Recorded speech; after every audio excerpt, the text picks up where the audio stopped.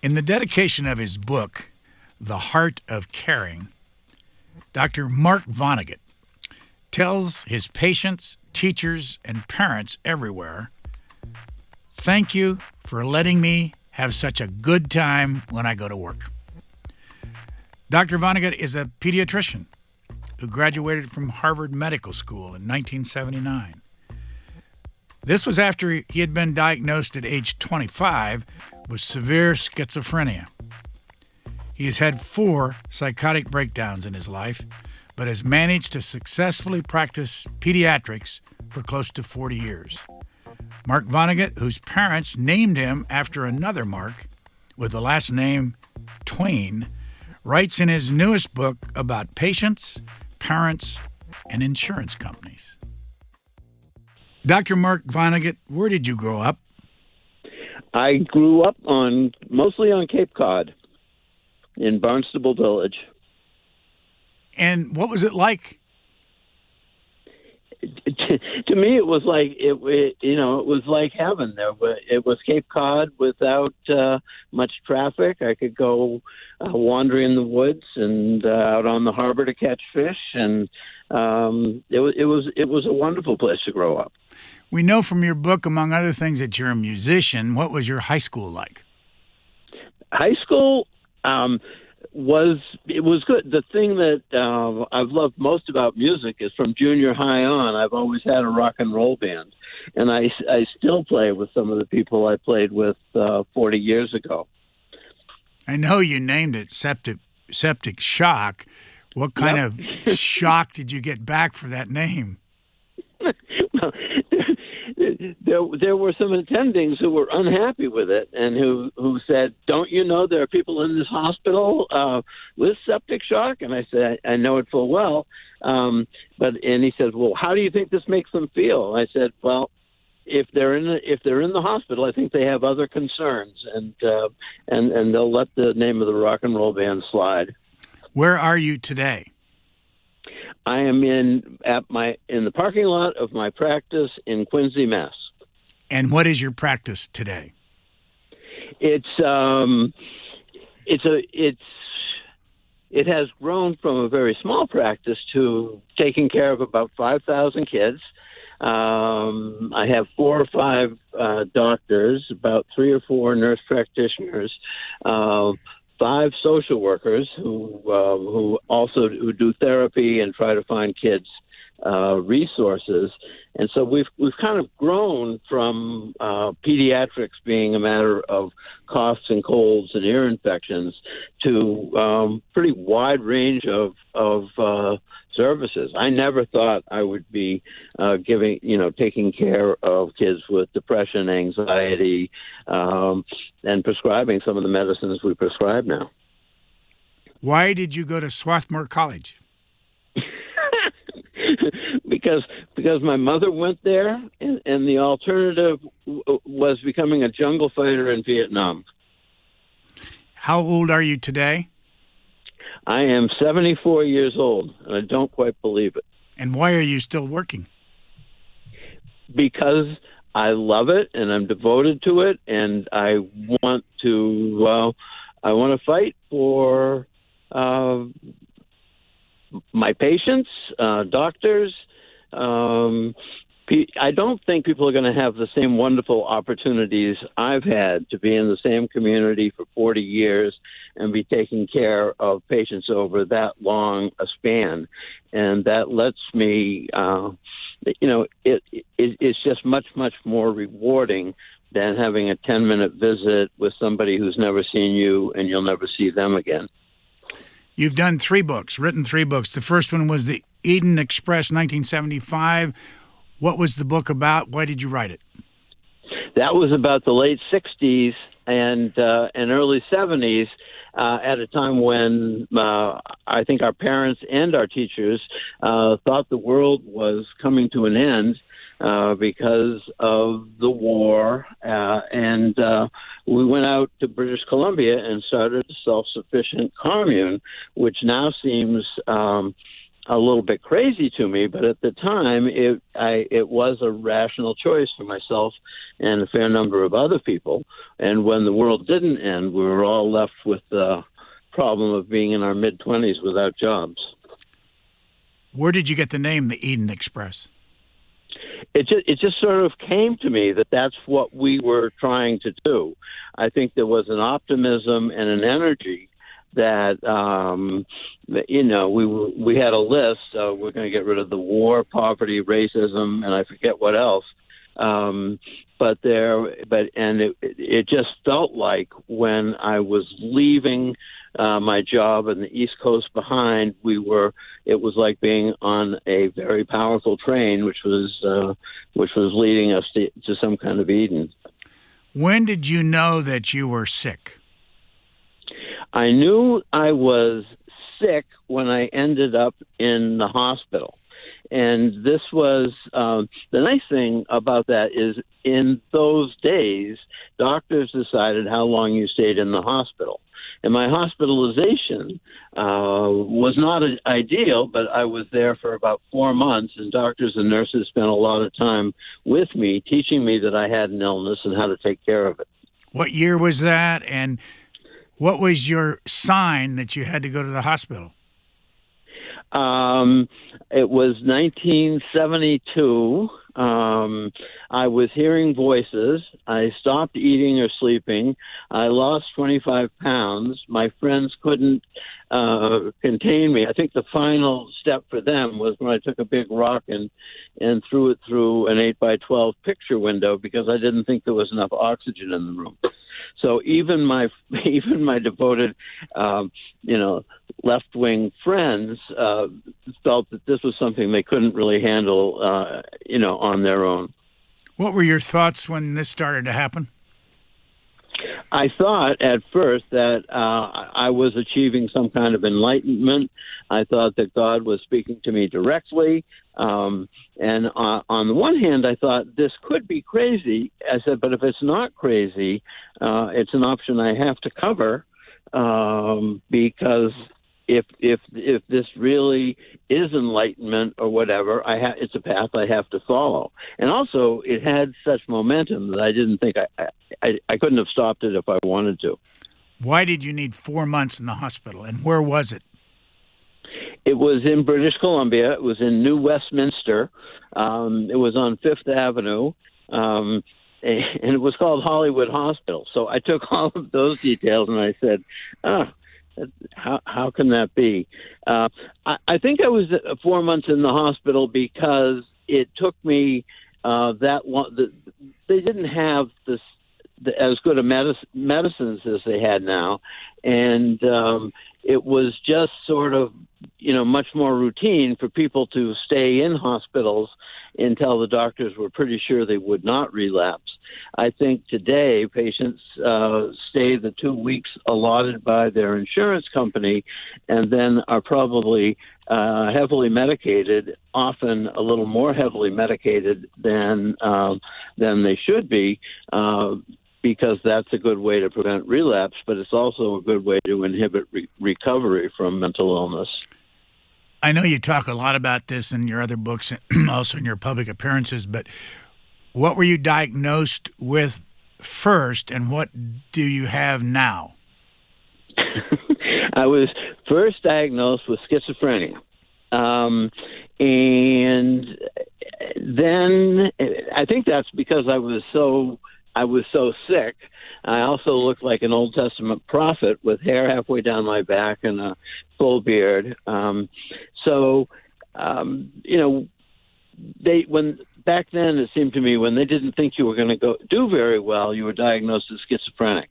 As I got better, then I was promoted to being schizophrenic who might respond well to lithium. And when I responded well to lithium, I went to UMass Boston and found that I could do math and science again.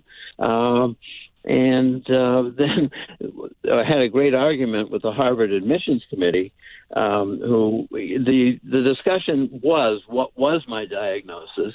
And I think from a practical point of view, as long as you're getting good care, the exact name doesn't matter. But they said, you're not schizophrenic. And I said, okay. And their argument was, if you were schizophrenic, you couldn't get into medical school, and we're going to let you into medical school. Therefore, you're not schizophrenic. I had enough sense not to argue with their logic. What does it mean to be schizophrenic? I think it's a more chronic kind of illness, and it's more difficult to recover from. And being promoted now, I'm bipolar, formerly manic depressive. In my case, I've had the good luck to have good care, good supports, and I have been able to have a career in medicine. I have 3 very handsome sons. I have had a life. Schizophrenia is much more of a chronic illness where it's very, very difficult for people to take good care of themselves. It certainly happens. There are wonderful full recoveries from schizophrenia, but then you have to wonder, because there's not a blood test, you have to sort of say, and looking back at the history, who really has what? Do they really know what they're talking about? You say that you've had 4 different psychotic breakdowns? Yep. What years? There were 2 in 72, and there was one in 85, and I most recently had one 3 years ago, which was thankfully briefer and less severe. But so that's the 4 I had. I ask you this because you are so forthcoming in your books. And can you tell us what kind of medicine you take today? Yeah, I take mood stabilizers. I think the most effective one is lithium. It has some side effects, and I took it and helped me for many years, but I'm now switched over to another mood stabilizer. And those are the mainstays of dealing with, with manic depression and preventing psychotic breaks. And there are also newer atypical antipsychotics, which I don't think work as well, but they're a big profit item for pharmaceutical companies, and they're very heavily promoted. But the medications I'm taking are basically the mood stabilizer, and that's what I've been taking in one form or another for the last 50 years. Can you remember the first time you said, I want to go to med school? Yeah, I kind of can. When I was recovering from the illness, I had no idea what kind of capabilities were going to come back.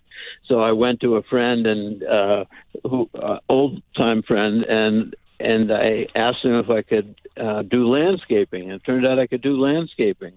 And then I wondered, okay, the brain's working well enough. I wonder if I can do substitute teaching at Barnstable High.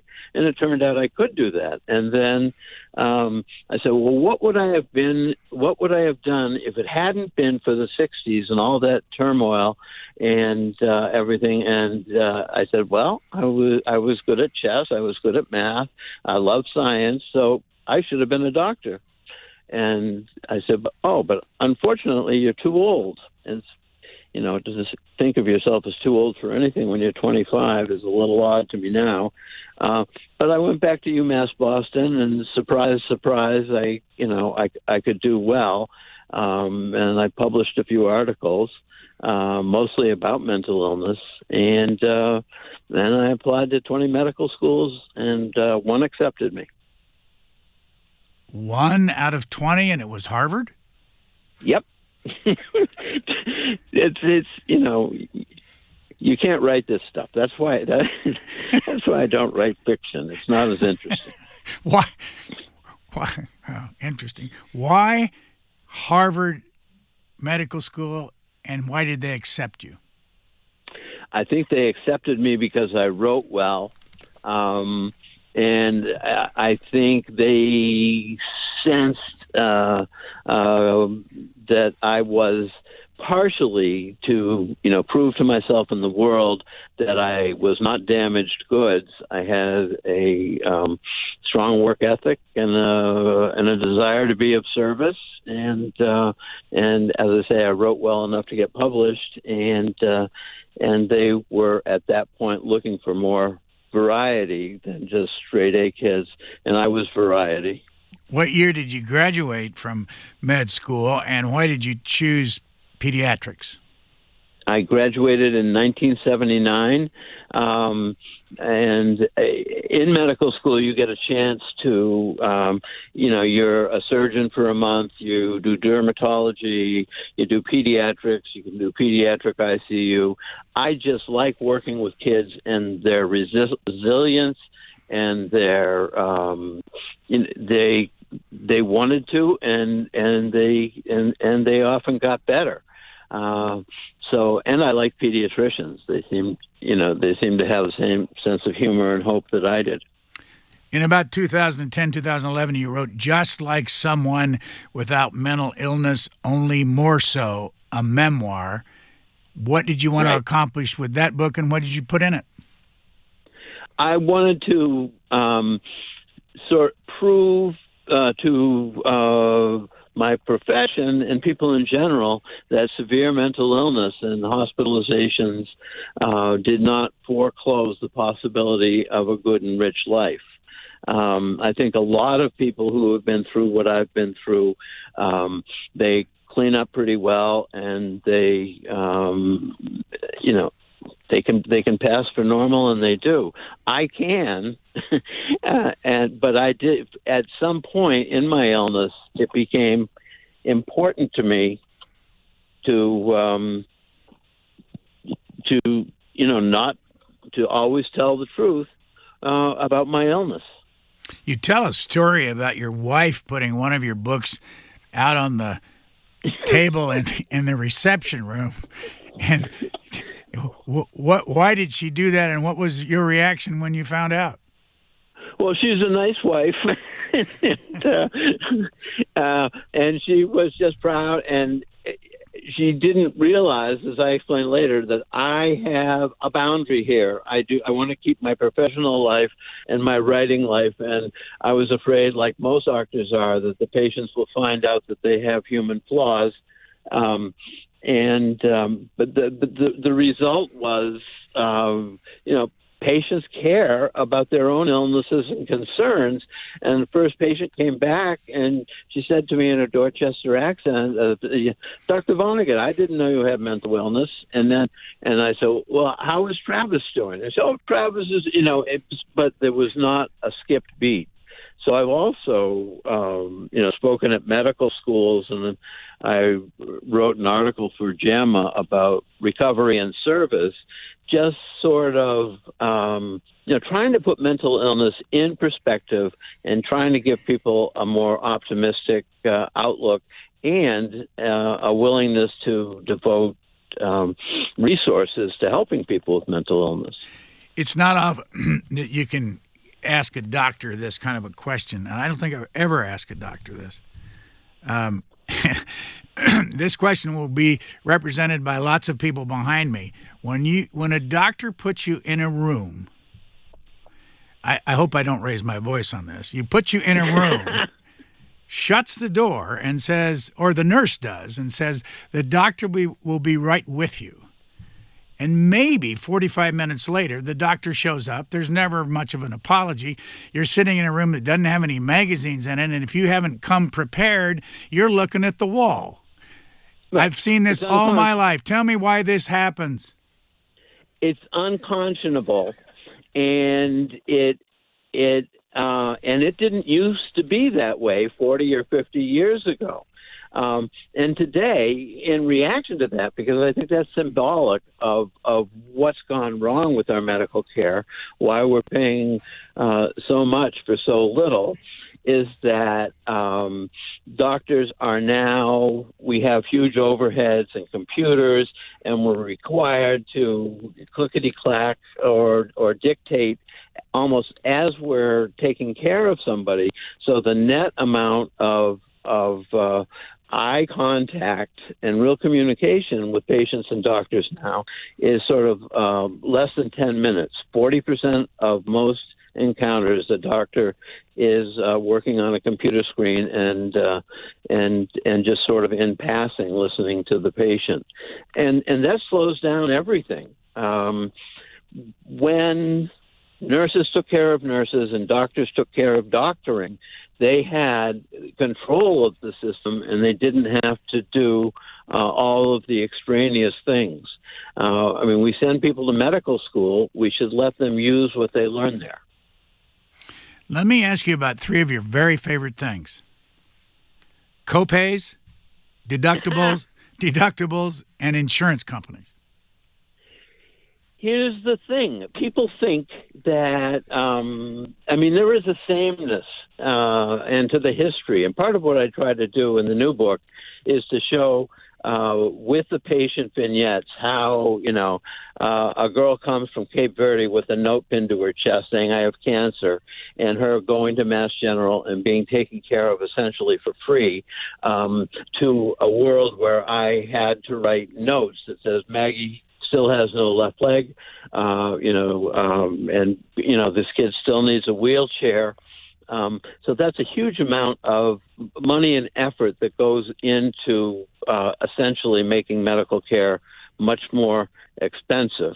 And now I got into one of my rants, and I'm not even sure what you asked me in the first place. Copays, deductibles, and insurance companies. They're all the same. And, we have come to a consensus that not paying for people with pre-existing conditions is not good. But when you look at mathematically at copayments and deductibles and prior authorizations and a bunch of other stuff, they're all the same in that patients pay more and get less. And it's just done by different names. I mean, insurance companies now, they know exactly what medications you took. You know that your medical, expenses were last year. If somebody comes to me as an employer and says, well, you have an asthmatic, you have a diabetic, you have somebody who's over 60 working, they customize those rates in such a way as they're essentially are making care of people with serious medical illnesses more expensive for the doctors and hospitals who are taking care of these people. You watch television at night, as you well know, or probably in the daytime, and you see, as you say, $6.5 billion in television ads from pharmaceuticals telling us about mystery drugs. Right. And I, in a compulsive way, have my iPhone, and I will look up what this new Zimmy Zammy Woochaha costs, and very few of those drugs that are advertised are less than $50,000 a year. And yes, they can bring some relief to people with these conditions, but it's usually it's the co-payments, and there are all these things that really act as toll bridges, so the many patients who could benefit from that drug can't get it because they or their insurance company it's just made unaffordable. But still, the patient will come in to a doctor's office and say, I need the purple pill. They don't know what the purple pill is or what it does, but they've been scammed essentially into thinking that they need these very expensive medicines, which the industry itself calls blockbuster medicines, and what they are is budget buster medicines. Why do they tell you in those ads, and every single one of them does it, that there are side effects, your arm can drop off, your ear can go away? You go down the list and you just sit there and you go, really? You spend 30 seconds telling me that. Why do they have to do that? And other way to ask is, why do they get away with it? Both things are mandated by the FDA. But you notice the tone of voice is quite different when they're telling you that this thing might kill you or your left arm will fall off. But they are not allowed to advertise to the public without giving those warnings. And this kind of advertising is not allowed in Europe or Japan or any other nation because of how much it adds to the cost of medical care, and because it distorts medical care and it leads to overprescriptions and all sorts of things. But those warnings they're legally mandated to put those in there. But as you notice, the tone of voice is quite a bit different, and you're left with this beautiful picture of boys and girls on beaches who no longer have to worry about their psoriasis. You tell us that today it takes 6 months to get a psychiatrist appointment? Yes. Again, that is unnecessary. When 40 years ago, when I had a kid who was cutting themselves or doing something like that, I didn't expect, nobody expected me to be an expert in that. And I would call up the head of psychiatry at Mass General and say, "Hey, Mike, please come. I want you to see this kid." And usually, and with other referrals, they were done not through an electronic medical record. It was a phone call from one doctor to another. "Please take care of this kid. What's going on?" That kid was usually seen within a week and given good care. And you have to be psychiatrically so sick that you try to kill yourself. You go to an emergency room. They declare you're not a danger to yourself and others and send you home. Or if you are a danger to yourself and others, to your family, you stay 5 to 6 days in the emergency room because they say there are no beds in the psychiatric hospitals.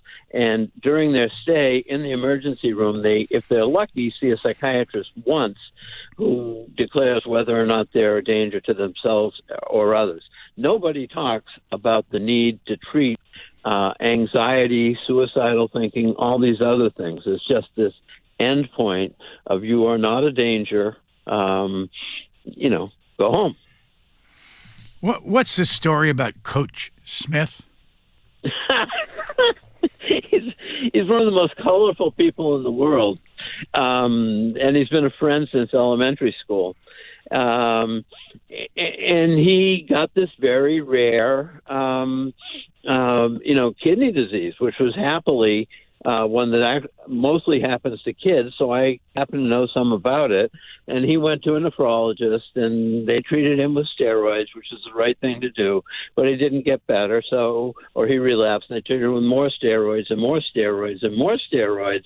Until he was a water balloon. He weighed about 250 pounds. This is a former professional athlete, a combat veteran from Vietnam. I mean, we owed him good care, and I knew that because of kids, when they relapse, you give them a different medication. But his doctor was certainly content to just push the same button because she got paid the same money, probably more because she got to see him more, by just going steroids, and got him to Mass General, which is a wonderful hospital. Nephrologist gave him the right medicines. He got better. About a year later, he got an even rarer kind of acquired hemophilia, and this had to be treated again with these medications, which are excellent medicines. But at the end of the hospitalization, he told me that his bill was, it was in there for 2 weeks with these fancy medicines. He said his bill was over $1 million. He does tend to exaggerate, but in any event,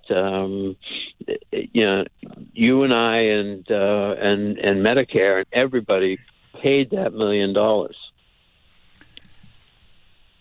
Your book has the most number of chapters I've ever seen with the least number of pages. 61 chapters, 238 pages. What was your thought in keeping these chapters so short?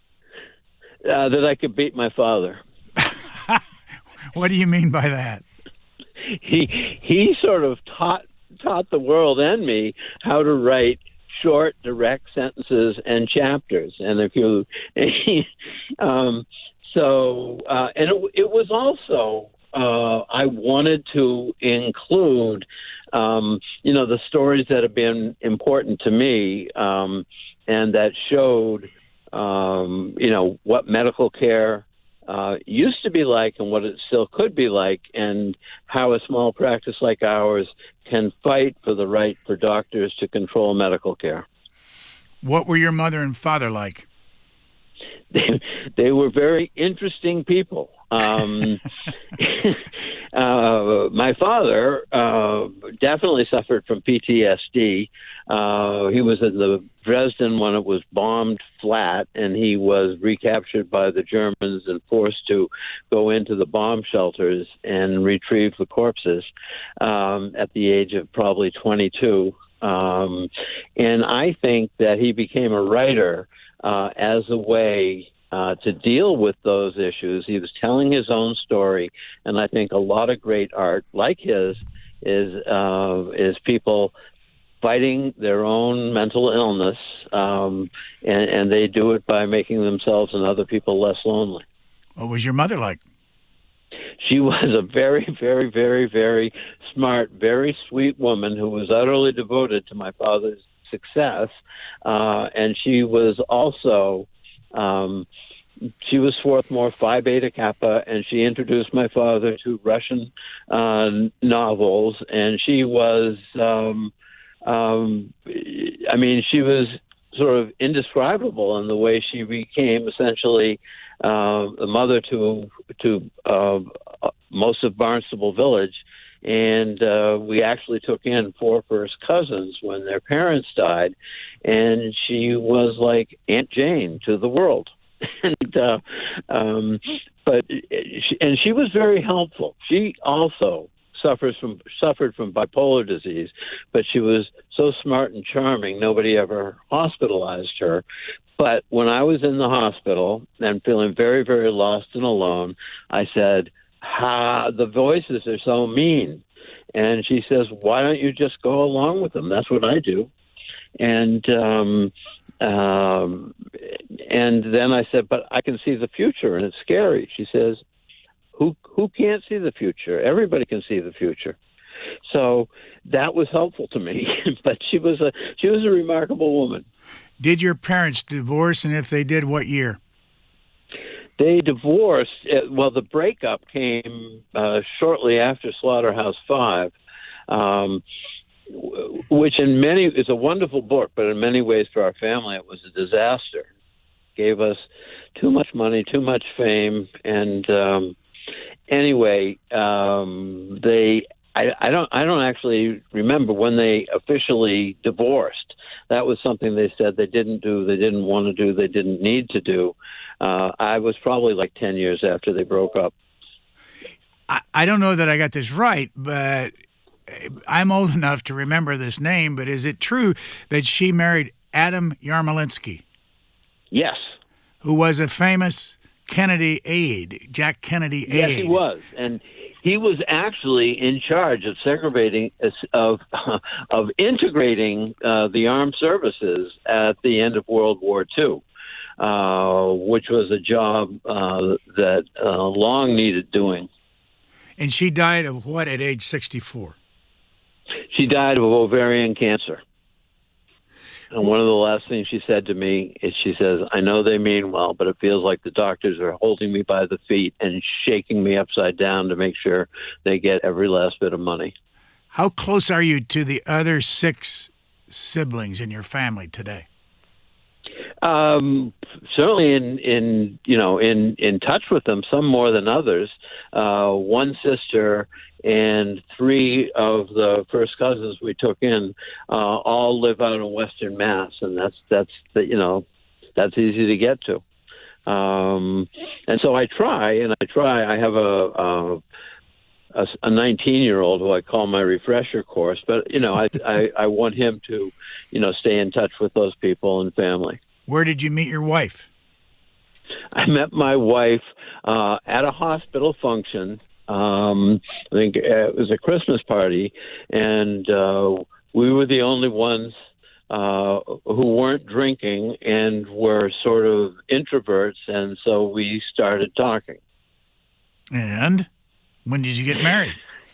And, well, it took a while, and she didn't think my proposal was very romantic. I said, "Do you want to get married or what?" And I think it was the "or what" that sealed the deal. How old are your 3 children? 3 boys? I have a 44-year-old, a 41-year-old, and a 19-year-old. All from the wife you're married to now? No. You had a first one? I had a first marriage that just plain didn't work. And what year did you get divorced? Got divorced in, let me see, about 1990. Back to the book. Who was Dr. Dan?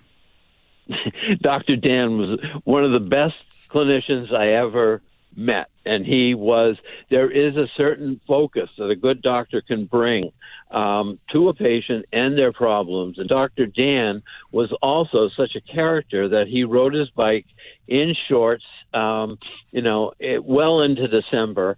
And when he was in the emergency room, he often wore a beanie with a propeller on top.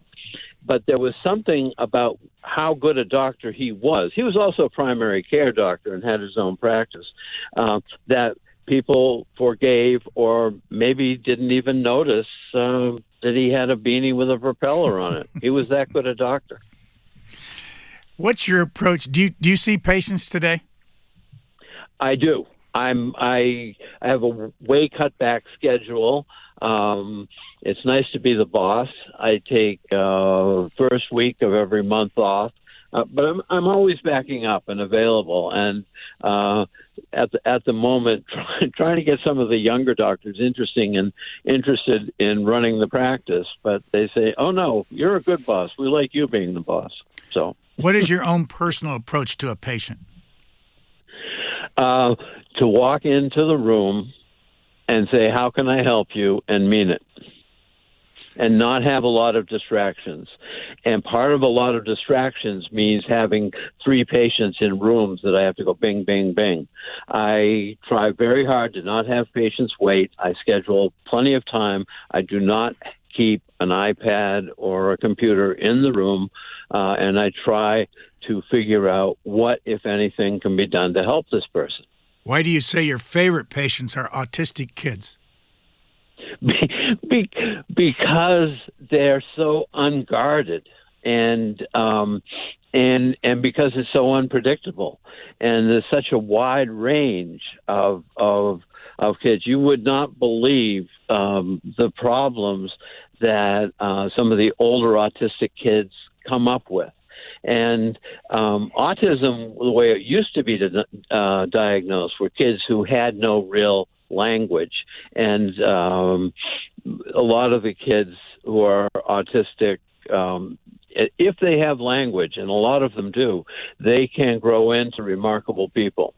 What's happened, though, over the years with autism and the prognosis and then the prescriptions, or whatever you want to say about a doctor's orders once they talk to a child with autism?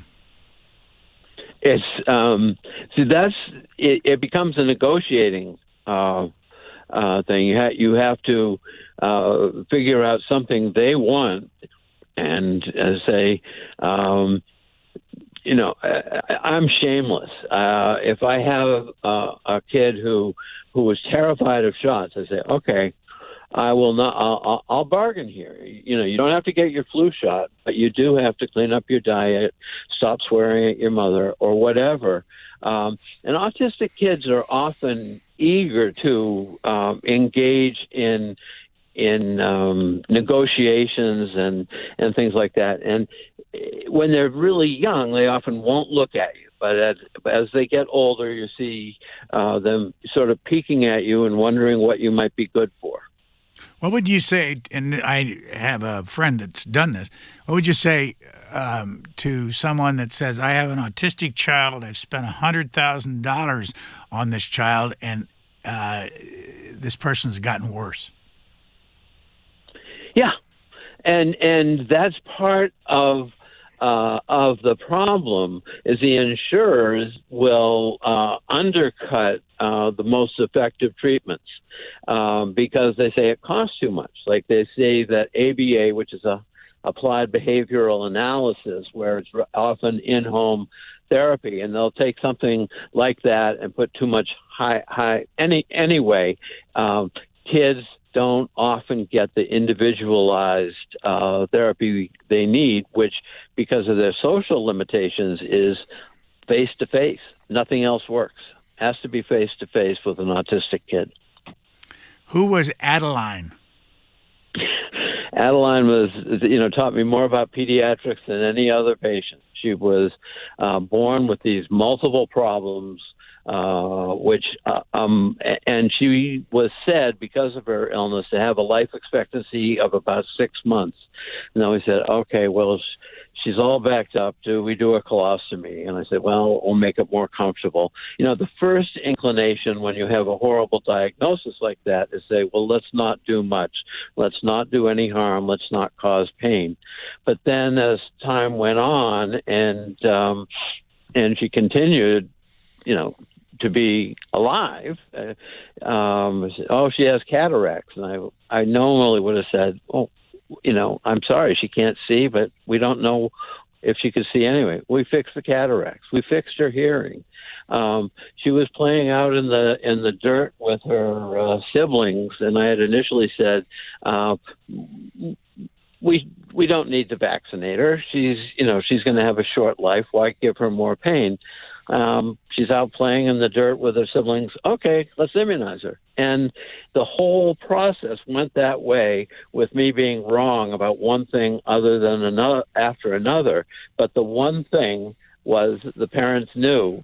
For one thing, one of the things I say to patients who are so-called interesting patients, you are the parents. You get to say what happens here. And the parents knew that I wasn't, I would never give up on them. And then my wife and I went to Adeline's 16th birthday, where she was, there were pony rides and everything. And that was certainly to be dealing with a kid with that bad a prognosis who was getting value out of life. The Make-A-Wish Foundation took the whole family to Disneyland. So, I mean, who would have guessed? So I learned much more from Adeline than anybody I ever took care of. What did she died at the age of about 23. What did she actually have? And is this the patient that couldn't see or hear? Yeah. She had trisomy 13, which she described as Down syndrome, only much, much worse. And that they have some of the same congenital defects, but usually they have heart disease such that that they don't live very long. But she had heart disease, but it was structured in such a way that it worked well enough to keep her alive. You say in 1979 that a hospital room would cost $100 a day, and in 2022, $4,000 a day? Yeah, and guess what?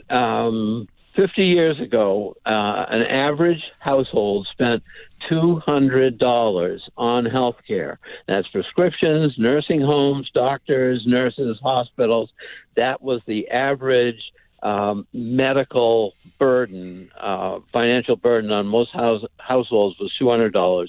It's now over $20,000. We are spending twice as much as any other country. We are spending $4 trillion.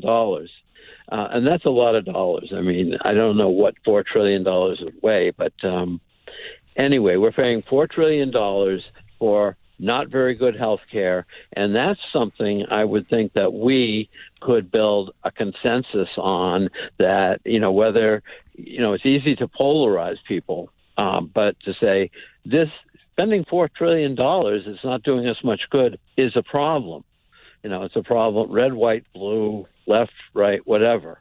What's your reaction when you read about an insurance company CEO that makes between $20 and $50 million a year? I foam at the mouth and steam comes out of my ears. Why? Because it's just so outrageous. The part of what I'm telling in my book is sort of the history of how for-profit entities like the pharmaceutical industry and the insurance industry, how they were supposed to make care more affordable and how they, in fact, made it worse, and patients pay for everything. And so they're paying that $50 million. And they're paying, they're paying for all these outrageous things at the same time that diabetics can't afford insulin and people who need care can't afford care. How did we get to this place? We got to this place at least partly by.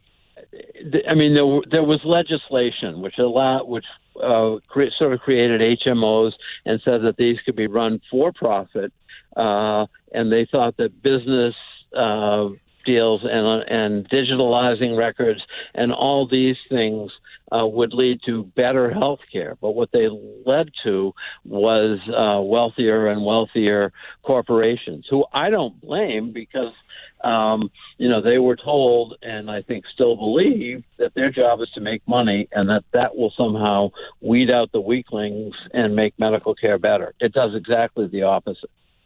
Who are the quacks? There will always be quacks. I wish that insurance companies, by monitoring things, could somehow catch and punish quacks. They don't, and they can't. And so there have always been doctors who are selling snake oil and trying to make money off of patients, and they're reprehensible and should be, and should be found and punished. But at this point, quacks do quite well because all they have to do is put in the right numbers to the computer, and they'll get the check back from the insurer. How'd you cut off your thumb? A table saw, which I found out later is embarrassingly common. I had about 20 minutes to get to work, and I said a little time, and I had a branch that had fallen in the backyard that was walnut, and I just wanted to see what it looked like. And I was pushing with a push stick, and the branch caught up anyway, and my left thumb decided to help out without consulting my brain, and so all of a sudden there was blood everywhere. And I went into the kitchen, and my wife looked at me, and she says, "We're going to have to go to the emergency room, aren't we?" And I said, "Yes, dear. Give me some more paper towels." I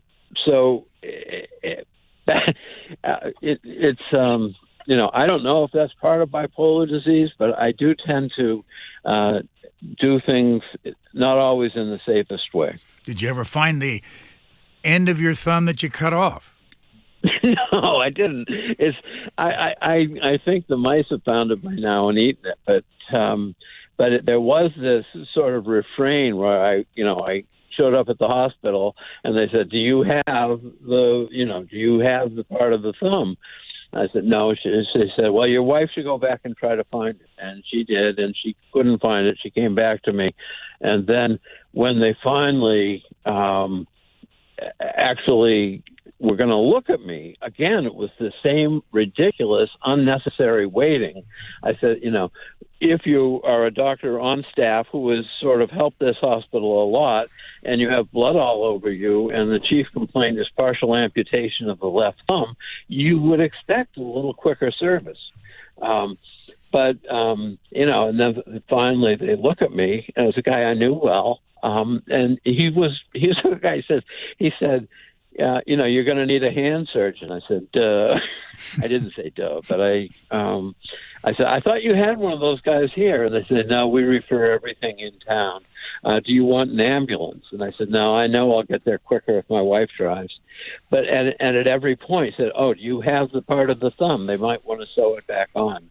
And then when you arrived at Beth Israel, said, do you have the... So there was this refrain of the unfound tip of the thumb. Why are you so complimentary toward Massachusetts General Hospital? Because they gave me an absolutely wonderful training, and they did. They taught me how to be a good doctor. And part of the tragedy is, I think, with the increased overhead, the electronic medical record, which costs $3 billion, and so forth, is they have, I think they are desperately trying to keep, practicing good medicine, but that requires more and more and more money and more and more overhead. And I think they have got, they're pushed into competing with other hospitals they used to be friends with. So there's unfortunately, medicine in general and with Mass General, they've been pushed into what I think are unfortunate policies, which end up over-treating the well-insured and under-treating the underinsured. How much does malpractice insurance cost you a year? I don't know, and that's there are things. We have a division of labor. My wife watches things and doesn't tell me what things cost because it's just not worth it to watch me fume. So, but her job is to tell me when we're out of money, and then my job is to try to figure out how we can get more money or spend less. Why is she able to do that and you're not? It's temperament. I mean, I'm the son of a science fiction writer, and she's the daughter of a banker. You say in your book that without gaming the system, it's hard to stay in business. That's absolutely true. Give us an example of what you're talking about. They'll have these quality measures. They say, well, everybody has to have an asthma plan. Asthma costs us too much money. So we have to have these stats which make sure your asthma patients are on the right medicines and aren't going to emergency rooms too much. And that sounds all reasonable, but that's all part of what doctors were doing already anyway. So now the patient ends up having to pay for the paperwork and everything on these quality control measures. And the best way for me to make my numbers look good is to get rid of my asthmatics, especially the ones who are poor. So again, there is this subtle pressure, which is essentially not taking care of people with pre-existing conditions. What do you say to people that, I'll just give you an example. You call your doctor, who you've been seeing for 15 or 20 years, and they say, we can't get you an appointment with that doctor. You must see a practical nurse, or, you write about the nurses. What do you say to people? I say, the thing about NPs is a lot of them are absolutely wonderful clinicians. I trust my son's life to them, and I trust my patients. But the fact is, that was done to save money, because they'll say, okay, since they're not an MD, we'll pay you 80% of what we paid a doctor. And again, there's all this paperwork that goes on. But again, people are forced into this by increasing overhead. When I started practice, our overhead was 27%, and now it's creeping between 50 and 60. And you have a lot more freedom when you have 27% overhead rather than 50 or 60. So if I don't meet my asthma numbers, which are absolutely meaningless in terms of asthma, then I can, I can get slapped on the wrist, or it can cost me, $20 per patient per month. I mean, there are all these little systems that make failure to comply expensive, and it has nothing to do with the quality of care, even though that's the alleged rationale. When you were having these 4 psychotic episodes in your life, are there any things that kind of trigger that they're about to happen? Yes. I mean, I recognize them now. With the first one, I thought I was becoming enlightened. And the second time, I could feel the voices, the increased meaning in everything, the inability to sleep or eat. I unwisely decided that smoking a lot of marijuana would maybe help, made everything worse. And the other one was they took me off of lithium because I was having some side effects. And over a few years, I got into the habit of drinking at least a little bit every day. And I had sleeping problems, so there were sleeping pills. And I sort of drifted into what I now recognize is addiction. And I stopped it all, and that is a famous way to bring on psychotic breaks. It's happened to other people in my family, trying to do a good thing and get sober, and it brings on, it can bring on a psychotic break, at least partly because alcohol is a pretty good mood stabilizer until it isn't. I don't know whether it's the time that we're talking or whether it just caught my attention in your book where you said you had a Russian psychiatrist that was less than worthless. Yes. When was that? And that, my feelings about the Russians have been recently vindicated. Why was he worthless, less than worthless? Because he always did the same thing, and he was always clicking on a computer with a social worker who was really quite nice. But he treated me with a medication which just made me feel awful and didn't help at all with the mental, with the symptoms I was having. And I told him this, and he just he doubled the dose. Again, doctors can get away with just very glib, not helpful answers, like they did with my friend with the kidney dose. Let's just double the steroids. Well, let's just double the atypical antipsychotic, and he tried to.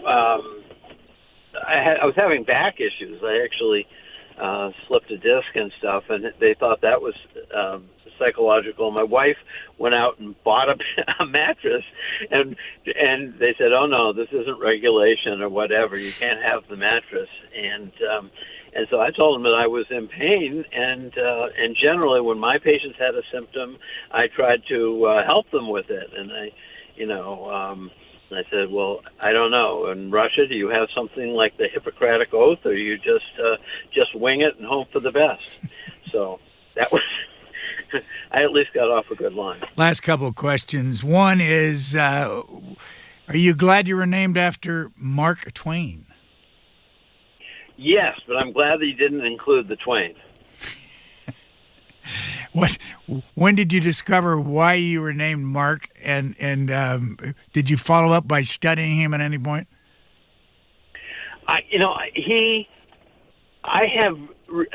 He's one of the authors I'll reread, and I'll be astounded at things that I find in Huck Finn or. So it's always worth reading him again. There are other authors like that, but Tolstoy and Dickens. But I don't think it was because. The things that he and I share, which I love, he couldn't spell very well. I am a horrendous speller, and he said that it shouldn't be held against a man if he knew more than one way to spell a word. So, one of the things I noticed in your other interviews, and then maybe it's just me, but it looks like that people hesitate who are interviewing you to ask about your father. Yeah. Why is that, do you think? And what's your reaction? Do you ever get tired of talking about your father?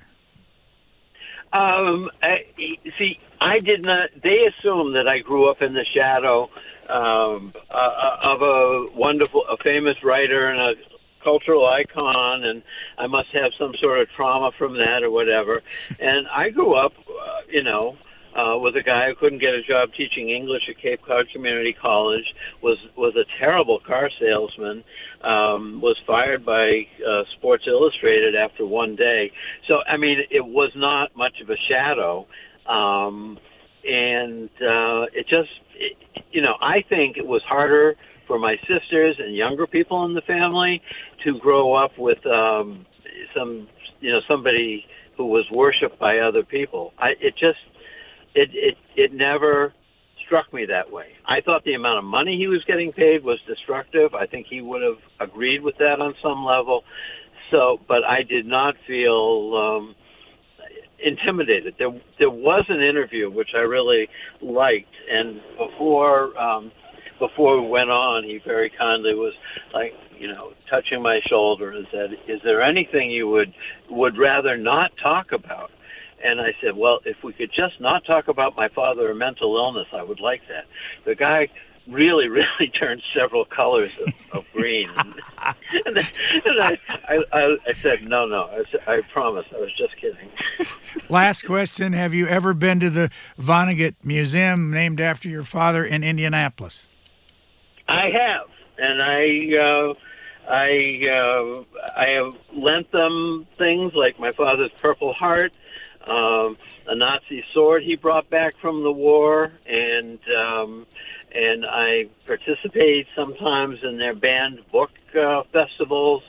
And they're in a completely different place now. It was really just a storefront operation the last time I was there. I think they're actually in pretty good quarters now. Dr. Mark Vonnegut, author of 3 books, and the latest is called The Heart of Caring, A Life in Pediatrics. Thank you so much for your time. Thank you. Thanks for listening. Please rate, review, and subscribe to this podcast wherever you get your podcasts. We would love to hear from you. You can email us at podcasts@c-span.org.